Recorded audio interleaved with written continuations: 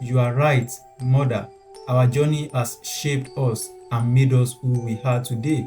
I am grateful for everything we have been through. Omolara smiled, her heart filled with love for her daughter. I am too, I know, and I am proud of the person you have become.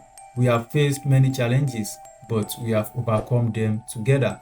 As they sat by the river, Omolara felt a sense of contentment. The cause had once haunted their family was gone, and their future life in Nikiri settled into a peaceful routine, with Omolara and Aina finding comfort in the normalcy of their daily lives. But beneath the surface, Omolara sensed that something was amiss. Her dreams were troubled, filled with shadows and whispers that left her feeling uneasy. One evening, as Omolara was preparing dinner, Aina burst into the house, her face pale and eyes wide with fear. Mother, there is something strange happening in the village. People are falling ill and no one knows why. Omolara's heart raced. Ill? How many people? What are the symptoms? Many, mother. They have fever, chills, and they speak of dark dreams. It's spreading quickly. Omolara knew she had to act. She gathered herbs and remedies, and she and Aina set out to help the villagers. They visited the homes of the sick, offering medicines and comfort.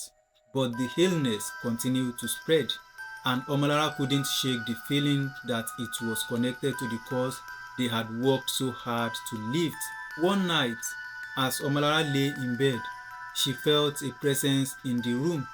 She opened her eyes to see a shadowy figure standing at the foot of her bed. The figure spoke in a voice that sent chills down her spine. Omolara, you have meddled with the force beyond your understanding. The cause is not fully broken. You must find the source of this illness and destroy it, or your village will be lost. Omolara bottled upright, her heart pounding.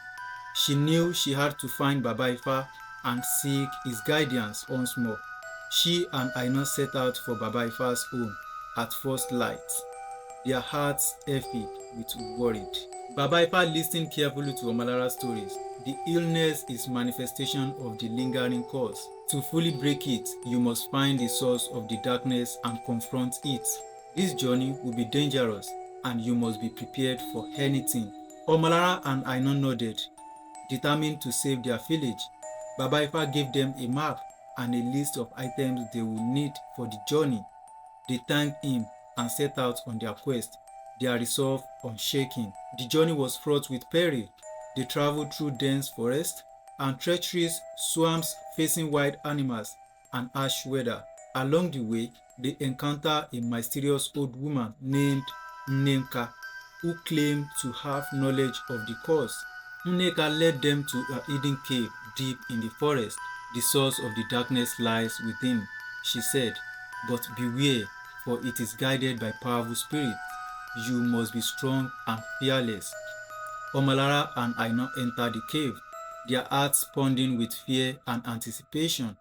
The air grew colder, and the darkness seemed to press in on them from all sides. They followed the winding passageway, guided only by the faint glow of their torches. As they ventured deeper into the cave, they heard whispers and felt the presence of unseen eyes watching them.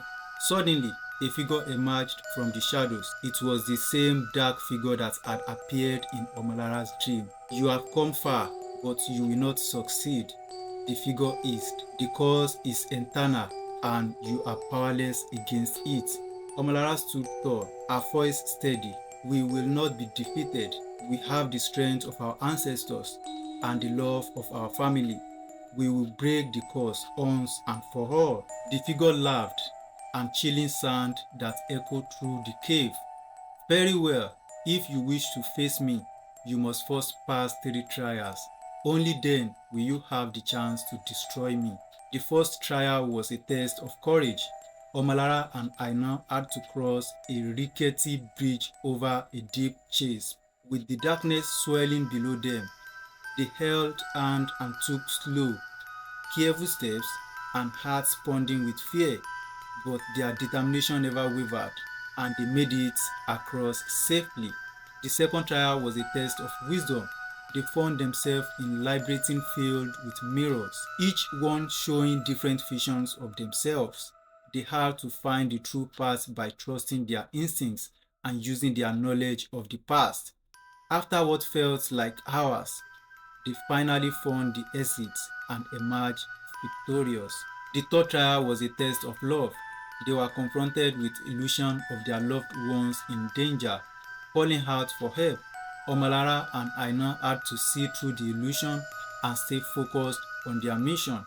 They held each other close, whispering words of encouragement, and eventually the illusion faded away.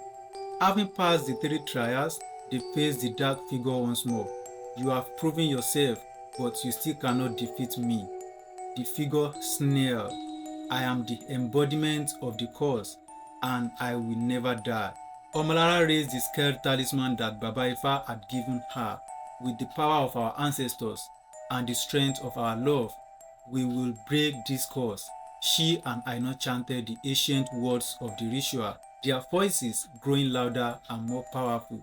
The figure screamed and written as the light from the talisman enveloped it. The cave shook and the darkness began to recede. Finally, with one last cry, the figure dissolved into nothingness. Omolara and Aina collapsed to the ground, exhausted but victorious. They had broken the curse and saved their village. They made their way back to Ikire, where they were greeted as heroes. The illness disappeared and the village flourished once more. Omolara and Aina continued to honor their ancestors and lived by the values of kindness, justice, and love. They knew that the rich also cry, but through their tears, they could find strength, redemption, and the power to create a better future. Their journey had been long and arduous, but it had made them stronger and more resilient. They had faced their fears and overcome seemingly insurmountable challenges. Their bond as mother and daughter had been tested and had emerged unbreakable. Life in Ikire returned to normal, and Omolara continued her work to improve the lives of the villagers. She used her wealth and influence to support education, healthcare, and community projects. Her efforts brought lasting change, and the village prospered. One day, a messenger arrived from the city of Kumasi.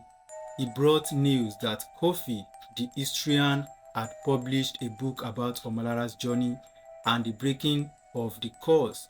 The book had become a bestseller, inspiring many with its tale of courage and resilience. Omolara and Aina were invited to Kumasi for a celebration in their honor. They traveled to the city where they were greeted with great fanfare. The people of Kumasi had been deeply moved by their story, and they expressed their gratitude and admiration. At the celebration, Kofi presented Omolara with a copy of the book. Madam Omolara, your story has touched the hearts of many. It is a testament of the power of love, courage, and the human spirit. Thank you for sharing it with the world. Omolara felt a deep sense of pride and fulfillment. Thank you, Kofi. It is important that our story is told and remembered. We must never forget the lesson we have learned and the sacrifices we have made. The celebration continued late into the night with music, dancing, and laughter. Omolara and Aina felt a sense of belonging and joy, knowing that their journey had made a difference in the lives of others. As they returned to Ikire, they knew that their story was far from over. They would continue to face challenges and obstacles, but they were confident that they could overcome anything as long as they stood together. The journey had made them stronger and their bond was unbreakable. Omolara and Aina sat by the river one evening, reflecting on their journey. The water flowed gently and the air was filled with the sounds of nature. They felt a sense of peace and contentment, knowing that they had done everything in their power to protect their family and their village. Mother, do you ever wonder what the future holds for us? Aina asked. her voice thoughtful. Omolara smiled, her eyes filled with love for her daughter. I do, my dear, but I believe that as long as we stay true to our value and honor our ancestors, we will be able to face anything that comes our way. Aina nodded, feeling reassured. You are right, mother. Our journey has made us stronger, and we will continue to grow and learn. As they sat together, Omolara felt a deep sense of gratitude for everything they had been through. The rich also cried, but through their tears, they can find strength, redemption, and the power to create a better future. Their story was far from over, and Omolara knew that there would be more challenges ahead, but she was confident that they could face anything as long as they stood together. The journey had made them stronger, and their bond was unbreakable. The sun dipped below the horizon, casting a warm glow over the village. Omolara and Aina rose to their feet, ready to face whatever the future held. They walked back to their home hand in hand, knowing that they were prepared for whatever lay ahead. And so their story continued, filled with hope, love, and promise of better tomorrow. They had faced their fears, overcome challenges, and grown stronger. Their journey has taught them the importance of family, love, resilience. The rich also cry, but through their tears, they can find strength, redemption, and power to create a better future. Thank you so much for watching the last episode of the Wealthy Widow course, tagged The Rich Also Cry. Please do not forget to subscribe to my channel. If you find this interesting, kindly give a thumbs up and drop a comment down below. Also share with your loved ones. Thank you once again, and God bless you. Stay tuned for more.